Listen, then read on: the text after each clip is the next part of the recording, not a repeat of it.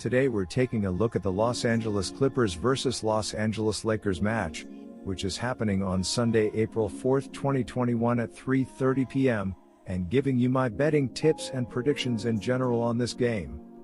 Welcome back to High Stakes. Let's get straight into it. Also, don't forget to subscribe to get notified as soon as we release these sport prediction videos.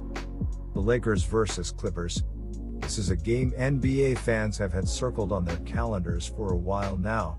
Unfortunately, we get the Clippers in a shell of the Lakers, but the pride of LA is still on the line. The Clippers are 32-18 and third in the Western Conference, while the Lakers are 31-18 and fourth in the conference. The Clippers beat the Lakers earlier this year on December 22nd by the score of 116-109. Can a depleted Lakers squad hang with the Clippers? The basketball gods haven't been kind to the Los Angeles Lakers this season. After losing Anthony Davis to a calf strain in their February 14th loss to the Denver Nuggets, the Lakers also lost LeBron James to a high ankle sprain a month later in their March 20th loss against the Atlanta Hawks. With James in the midst of an MVP caliber season, the Lakers were on pace for the number 1 seed in the conference and were a surefire bet to repeat as NBA champions. Injuries have added some uncertainty to the mix, as the Lakers are just 10-12 since Davis went down and 3-5 since LeBron's injury. With just a game and a half separating the 3rd and 6th seeds in the West, the Lakers are in danger of slipping in the Western Conference playoff standing, and it's possible they could even slip to the 8th or 9th seed as a play-in candidate. The Los Angeles Lakers look for a win after winning 3 of their last 4 games. The Los Angeles Lakers are averaging 110.5 points on 47.8% shooting and allowing 105.9 points on 45.4% shooting. LeBron James is averaging 25.4 points and 7.9 rebounds, while Anthony Davis is averaging 22.5 points and 3 assists. Dennis Schroeder is the third double-digit scorer, and Montrezl Harrell is grabbing 6.8 rebounds. The Los Angeles Lakers are shooting 35.1% from beyond the arc and 74.3% from the free throw line. The Los Angeles Lakers are allowing 35.1% shooting from deep and are grabbing 45.3 rebounds per game. Despite the injuries, the Lakers have started to look competent recently as they've won 3 of their last 4 games. While their wins did come against some of the league's bottom feeders in the Cavs, Kings, and Magic, they were also competitive in losses against the Bucks and 76ers, so this isn't a team that you can just blindly fade because their stars are missing. This is a Lakers team that has struggled to shoot the 3 for much of the past 2 seasons, so I'm taking Friday's performance as an outlier. Offensively, where this team thrives is at the rim, where they're shooting 67.3%, 5th among NBA teams. Much of those numbers came with LeBron in the lineup. The LA Clippers had been rolling along, but they stumbled in an unexpected loss to the Magic last Tuesday, and they fell to the Nuggets on Thursday night 101-94. The losses dropped the Clippers to 32-18 on the season, just a half game ahead of the Lakers. In the Thursday loss to Denver, the Nuggets held the Clippers to 41% shooting from the floor and 29% from three-point range.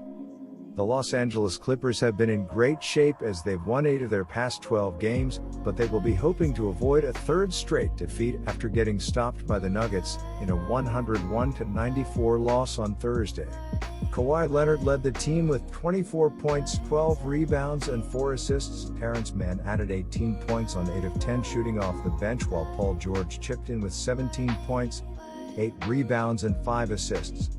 As a team, the Clippers shot just 41% from the field and 10 of 34 from the three-point line as they fell behind by double digits early after scoring just 20 points in the first quarter, before getting back into the contest behind their defense as they held the Nuggets to just 39 points in the second half.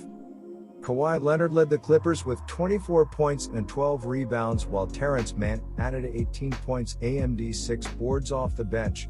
Paul George chipped in with 17 points and 8 rebounds, but no other Clipper was in double figures. Serge Ibaka and Patrick Beverley are both out indefinitely for the Clippers, while former Laker Rajon Rondo is questionable for Sunday's game.